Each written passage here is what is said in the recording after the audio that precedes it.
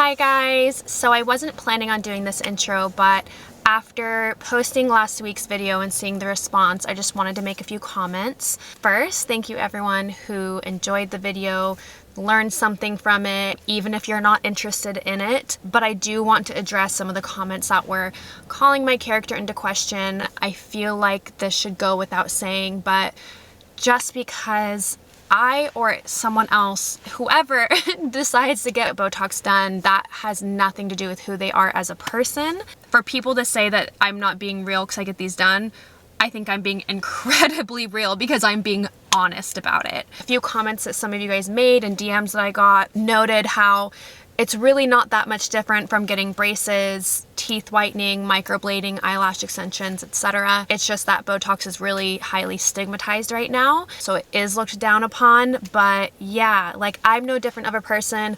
I do preach loving your body and body positivity, but I don't see those things as being mutually exclusive because, like I said in my first video, as long as you're not avoiding living a healthy lifestyle, as long as you're not doing surgical procedures to your body to avoid working out and eating healthy, I don't see a problem with it. Whatever you want to do to feel confident and happy with yourself, more power to you. Some other commenters pointed out that it really also matters why. Why do you want to get Botox done or lip injections? If you're doing it to fit into societal norms, then no, like, that's bullshit. Like, that's where no one should ever feel pressured to get anything done. But if you do look in the mirror and you say, I'm not happy with this, like I told you guys, I really didn't like how my 11s, that they were deep set wrinkles at rest. It's not because society was telling me that wrinkles aren't beautiful. I think wrinkles are beautiful. I don't want to completely prevent all wrinkles until the end of time, but I didn't like seeing those wrinkles already so deep set. There was no part of my decision process that was like, I'm gonna get Botox done so that people like me. No, absolutely not. I don't care what people think about me if I have wrinkles. That has nothing to do with it. And as I also mentioned in that video, it's not that I ever hated, you know, any part of my face except for the lines in the middle. I really didn't like that. Everything else is just kind of like because it's fun, and I don't think it's that serious. Like I said, I will stand so firmly by this that I'm not avoiding living a healthy lifestyle. And that, for me personally, is where I draw that line and where I think it is okay. And that does not change anything about my character or the fact that I still feel like you should treat your body right, eat healthy, fuel your body, work out, challenge your body. And if there's something outside of the realm that you want to do that's going to make you happy, girl, you do it. I only want to peel back another filter of Instagram that you guys don't see and don't hear talked about because people don't want to deal with the backlash. And I will deal with the backlash because I think it will help the greater good of showing people what really goes on. And like I said, no one will talk about it, but I will. So I also want to say, like, whatever anyone else does has no bearing on what I do. Like, this is not me at all saying, well, they do it, so it's okay. No, not at all. You should never do something just because someone else is, but because people do it and they don't talk about it, and it creates this image of like everyone having such perfect skin when they might have great genes, but there's still another element to it that they just don't talk about. And it also is not limited to people who are on social media. I got so many DMs from girls that were like, the moment I started asking my friends about it, I was shocked to find out how many were already doing Botox. So anyways, I will get off my soapbox. Here is the video. I hope you enjoy it, and I look forward to hearing what you guys think. Hi guys, I just got to my appointment at Skin by Lovely where I'm going to get my Botox and my lip injections touched up, and we're also going to chat with the nurse about what these things are and answer some of the questions that you guys submitted. So here we go. We'll get them shortly. Thank you. Hi. Are you ready? Yes. Okay. We'll go ahead. So right here.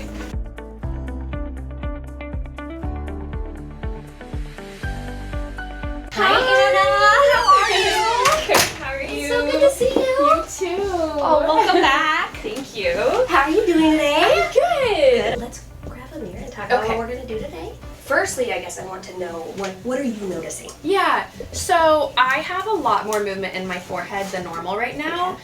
And I actually don't mind it. Like, I'm surprised at how how much I'm okay with it. Right. But it's more this, you know, just the frowning. Yeah. So I would say, like, if we just do a little bit, like, I don't want to be frozen. Totally agree. Yeah, so just a little bit, but then definitely this is more what I want to take care of. And then maybe just a little touch in the lips. Yeah. What are you thinking? Yeah, because I actually am, like, okay with kind of where they're at. I don't need to go overboard or do too much. Just, like, a bit. Just, you know. Just a little just a little bit. Just a little zhuzh. Yes. You got it. Yep. Okay, and I brought a product called Refine. Okay. It's different than what we've done in the past. Okay. It's more structural. So right now, you know, we've done a lot of Juvederm products, which, you know, are really fluffy and great. Yeah. Now this one is going to help support the Juvederm that we've done, so we make sure that it stays looking natural. It's also a flexible product, so when you smile, when you talk, it's going to move with your talking and everything. So it's just going to look natural. Okay. Which is great. So I trust these two with my face. They also know that I don't want to do anything extreme and that I still want to look like myself. There's been a time that I came in and I was like, Morgan, I want more in my lips, and she was like, no. Like, you have enough. Like, they don't let you go overboard. They want to keep it natural looking. And there was a saying that you said one time of, like, you want to enhance, not change someone's look. Enhance one's natural beauty. Yeah, not change it. Not change. We're not trying to augment. Yeah. Right. We're just replacing volume. Yeah. By the way, I'm so proud of you. Why? This is so big. Yeah. No, this is, yes. Oh, you mean like sharing about it? I know. Like, this It is so is. big. Yeah. I would have absolutely never asked it of you. Like, The more I was getting asked about it, and the more I was realizing women are looking at my skin and skincare or other people, and they're gonna end up feeling like, why am I getting wrinkles at this age? That's another side of social media that could be a negative that I want to try to turn into a positive. So I also, when I did the first Insta story talking about it, the response was like 100% positive. Like, I didn't That's get amazing. even. I know, and That's the way that you approached it too, and like the way you explained it. I feel like you did a really good job. Good. Yeah. Oh, Yeah. You also called people out. You were like, people are judgmental. no, so nasty about this. That's true. So there were some people that were like, fine, I'm not gonna say anything. But you know, I mean, I even had a conversation with my sister about it. She was gonna do lips at one point, and then she was like, you know what? I decided not to. It's not right for me, for my daughters. I don't want to set that example for them, and that's her decision, and that's okay. Yeah. You know, like, whatever you feel empowers you most, if setting an example for your daughters or setting an example that you're not confident and comfortable, so you are gonna do something, like, it's different for every woman. So yeah. I've thought about it. I know. I don't know. I'm just so torn on. She said no. this is She what was we should offered. talk about. Okay, Yes. so the reason why I'm torn on Botox is because Give me the camera. Hold on. So the reason why I am torn on Botox is because of the ingredients and the chemicals and putting them into the skin and everything like that, and just kind of the natural ingredients. I'm more of a natural ingredient kind of girl. Right. Okay, so Botox, it is botulism. There is no getting around that. You know, it's a purified form of it. When Botox was discovered, it was because of the botulism toxin. And there was a big outbreak of food poisoning in Germany. And there was an ophthalmologist who knew that for some reason the botulism was affecting people's nerves. So it was a neuromodulator is what Botox is categorized as. And so he found out how to take little trace amounts of it and hyperdilute it, purify it, and place it in a very small amounts, specifically to just target nerves on the face so that our muscles are not strong enough to contract. It's just, you know, because everything is so connected within the body, how does it target just the face? How does it not travel to other areas? The molecule size. So the molecules of Botox are actually fairly large, which is really nice for me because I'm able to control it a little bit more. Yeah. So it will stay right where I put it. And also, we're not putting a lot of botulism in. It would take about 2,500 units on somebody with a very compromised immune system in order to ever actually build up in your body and create, you know, Like the toxins a and negative. everything. Yeah. So, and then there's also another option aside from Botox that's a little bit cleaner, you could say. So it's called Xeomin. And so Xeomin doesn't have the accessory proteins in it that Botox does. So for a lot of people, they prefer, you know, to do Xeomin over the other three because they do feel like it's a little bit cleaner. Got it. Yeah. Okay. And the Xeomin, is it, like you were talking about how the I can't remember the voluma, Yes. is it like supports? Where does the Xeomin? Xeomin? Where does that fall on that scale? So that's different. So the voluma, that's filler. Okay. So filler replaces volume. So anywhere, Okay. like as we age, what happens? So our fat pads, they start to just separate a little bit. When we're young, they're nice and juicy and stuck together. And then as we age, they just start to lose their plumpness and separate. And as that happens, we start to see smile lines, weight around the corners of our mouth, and that's usually when people start to consider these treatments. Right. This starts to bother them, you know, and so that's when we talk about, okay, let's talk about what's really happening here, and what's happening is just a little descent of these fat pads here, creating a little weight on the lower portion of the face. So the best solution for it is to just add a little volume where you used to have it in the cheeks. Got it. And now, you know, whenever we're using filler specifically, I look at the separations in your fat pads. I just replace that volume. That's the way I can tell someone I'm going to give them a natural result. And the amount, like the average person who would put Botox like in their forehead, it's very minimal amount. What's the average? The national average is 50 units for the frown, the forehead, and the crow's. I usually use a lot less than that because I don't like people to be super frozen. We want our faces to move a little bit. It doesn't look natural when we can't move a thing. Would you say that you're frozen? Oh yeah. Pretty much you are. Oh Okay, yeah. So this is like 2 weeks after. If anyone is afraid of being frozen, this is what we're It's looking at. fresh. And then It's about fresh. Yeah. And then like 1 week from now, I'll have a little bit more movement. So Yeah. it'll look a little bit more natural. Yeah, I think that's a big question that I got is how long does it last? Am I not going to be able to move my face forever? And it's like, no, like your body metabolizes it. Same thing with your lips. So people ask me like, are they going to deflate? And it's like, no, they just go back to how they were, right? Exactly.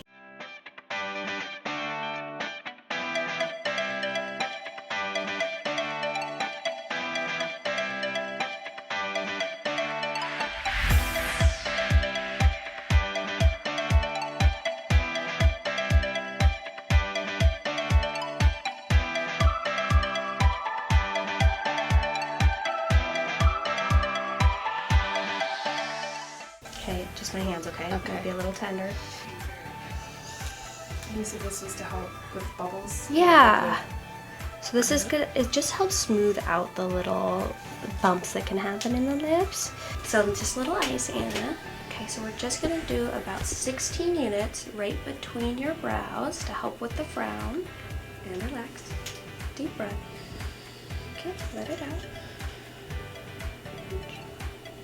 And then on the top of the forehead, I'm only going to do just a little bit, basically to prevent the Botox, because we don't like when people's eyebrows peek up like this. So we're going to prevent that by doing a little bit on the top of the forehead, but we are not trying to restrict all of her movement. Go ahead and raise your brows. Okay, and relax.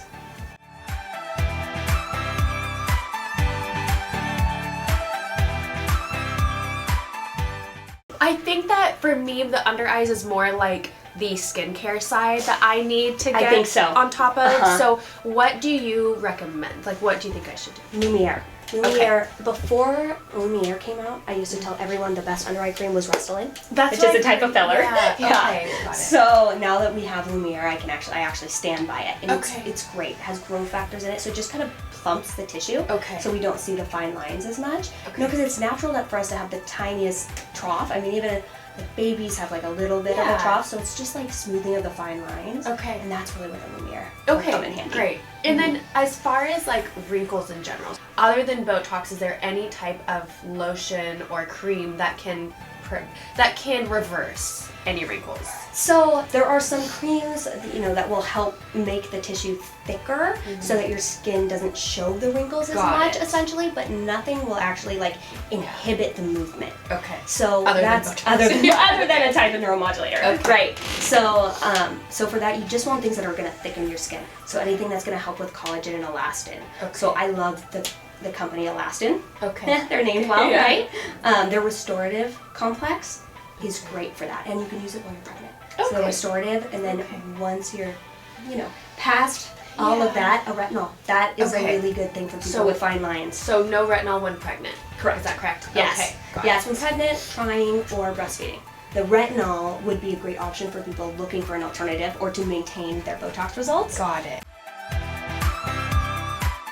I took a screenshot of all of them and I put an M for the ones that I was like, Morgan needs to answer this, not me. Look at all, we're not gonna go through all of these because this is way too many. Wow.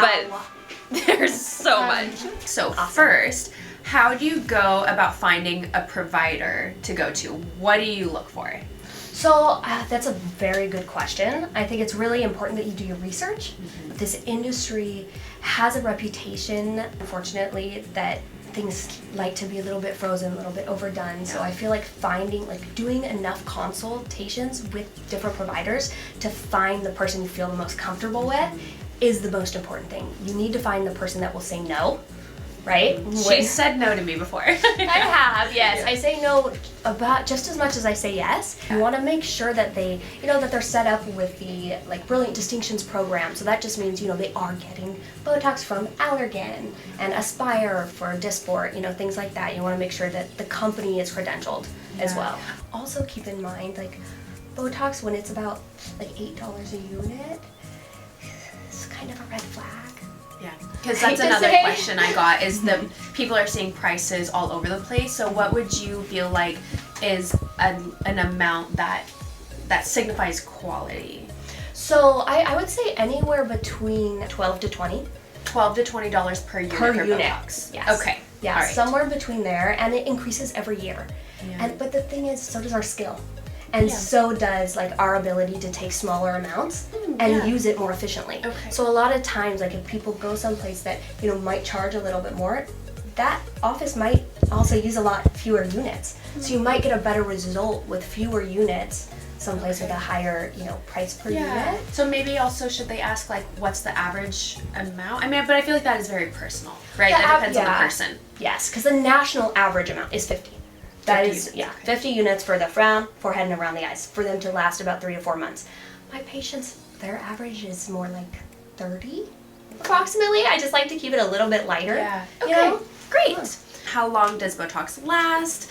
My second time lasted only 2 months, but this also depends on their metabolism, right? And how much they use. Exactly. Yeah, and the first time we get Botox, it always lasts longer. Okay. So it's kind of a tease. Got the first time we're always a little bit stiffer and it lasts a little bit longer. Is it because you use more or no? No, it's because at that time your muscles are at their strongest point. Okay. So they're going to have the strongest reaction to the medication.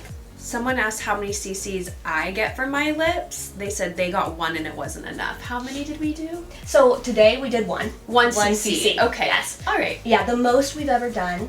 We did 1.5 cc's. Okay. One time, but for the most part it's 1.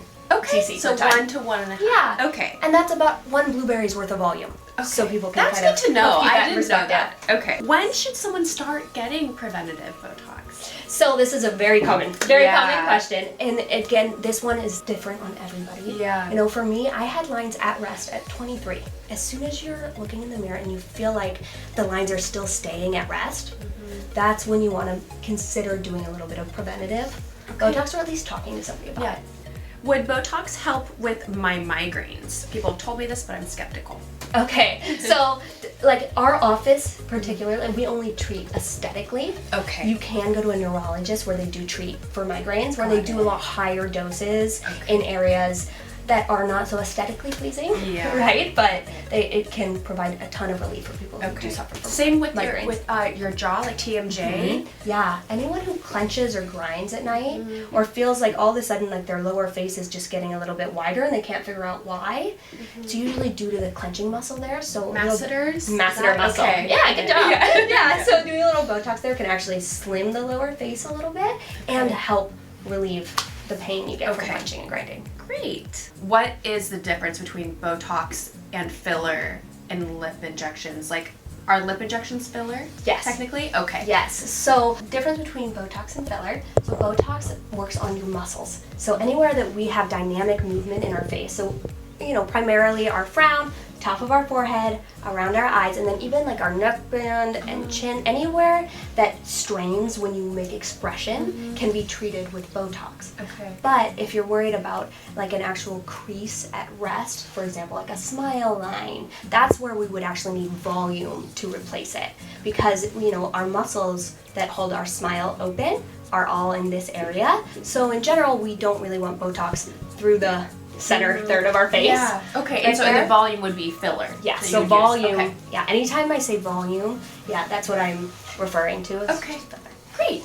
Whenever somebody makes this expression, this is what we see as injectors here. So what we see are, you know, the direction of the muscles, how they pull, right? And then anywhere we treat with Botox, it will do the opposite. So here in the frown, if we see everything pulls down as it's showing here, if we treat it with Botox, it's going to lift up and out. Here, so these kind of orange peel looking things, right? These are fat pads, right? And so these are what actually separate over time. That's where you need filler. That's where, like, as these start to separate and we start to see a little bit of a tear trough, a little bit of a smile line, that's when we actually need to take volume and put it between the fat pads here to just keep your face supported. So from a medical standpoint, is there anyone who shouldn't get Botox? Yes. So no one under 18. Okay. And then if you're pregnant or breastfeeding, Okay. then it's not permitted. That's when we say no more until you're done breastfeeding, and then you can resume after that. Okay. And so how about when trying to conceive? I feel like this is a great area. It is a gray area, and that is because there's no scientific evidence. They don't want to do a clinical trial for that. Yeah. But we understand how the toxin works, and it is safe as long as you are not actively pregnant. Yeah. So once you are pregnant, that's when we don't do it. But before that, it's not going to interfere with anything. What are some things to know or be aware of prior to getting Botox or filler? I guess aftercare is something to be mindful of, and then like just knowing how long you're going to be out for. Like, is there a chance of bruising? You know, that can take up to 2 weeks to resolve. Flying, we also want to be mindful of that. You know, it's not going to hinder your result, but it will make you swell more. And then other considerations, like taking arnica beforehand is really helpful. That just helps prevent bruising. So what happens to the Botox or fillers in your body? Like, where does it go? Could it get into your bloodstream, for example?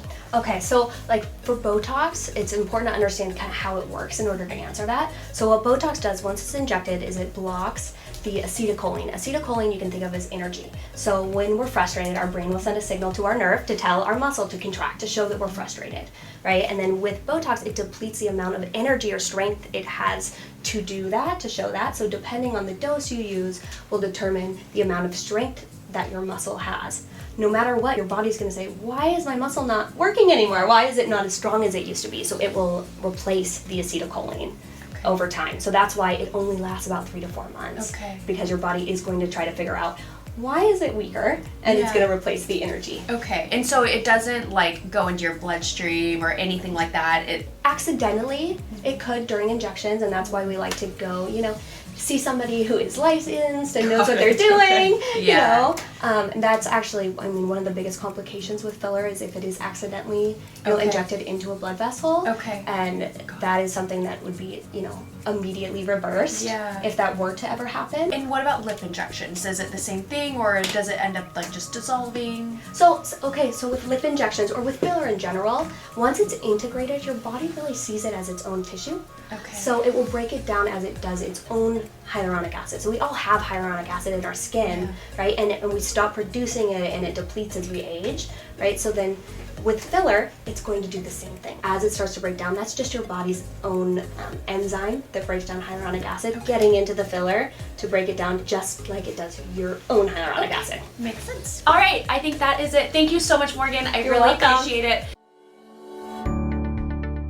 This is HA5 by Skin Medica. So this is a rejuvenating hydrator. So what it's going to do is provide hydration. It's kind of like a drink of water for your skin. So basically you put this on morning and night, and you apply it like a normal moisturizer, and it's going to help to hydrate your skin so you'll look more plump and that like glowy skin. And then this is my favorite one.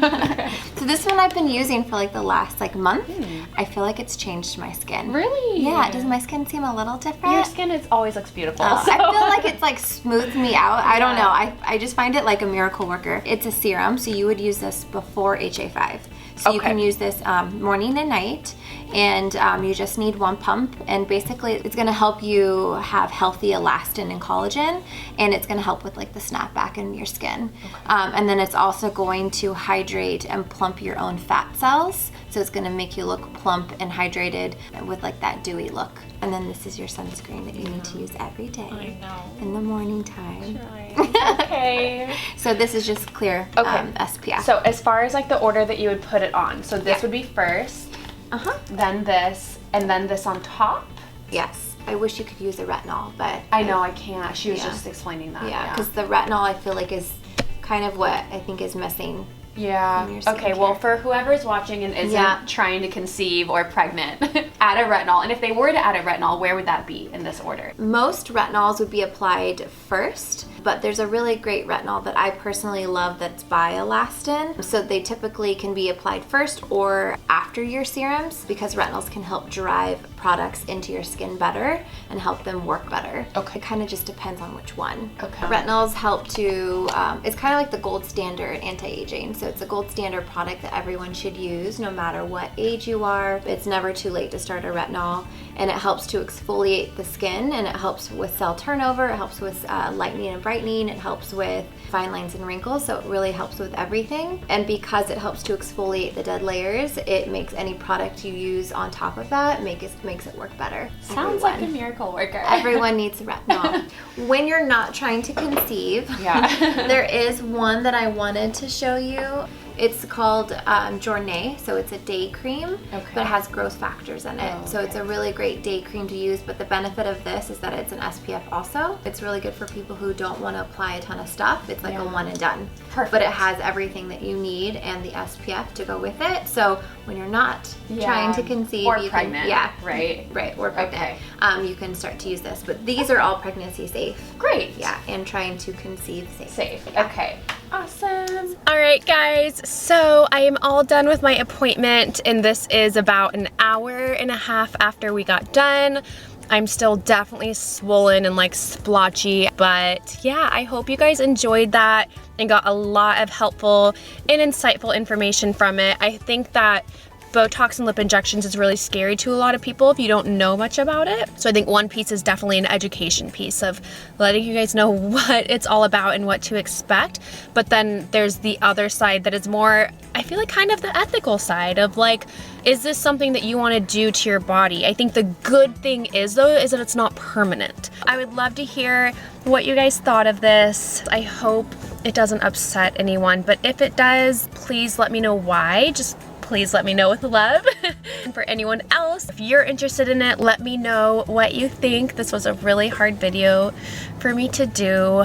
And I hope that it also helps to shine a light on the fact that what you see on social media, a lot of times there is more to it. So if you're looking at other women and you're like, why is their skin so amazing? You know, I don't want to say that every single person does it. Obviously, I can't make that claim, but there's a very high probability. And yeah, I just don't want you guys to feel like there's something wrong with you, and why doesn't your skin look this way, etc. So that is ultimately why I decided to share about it. So, all right guys, thanks so much for your love and support, and I will see you guys next time.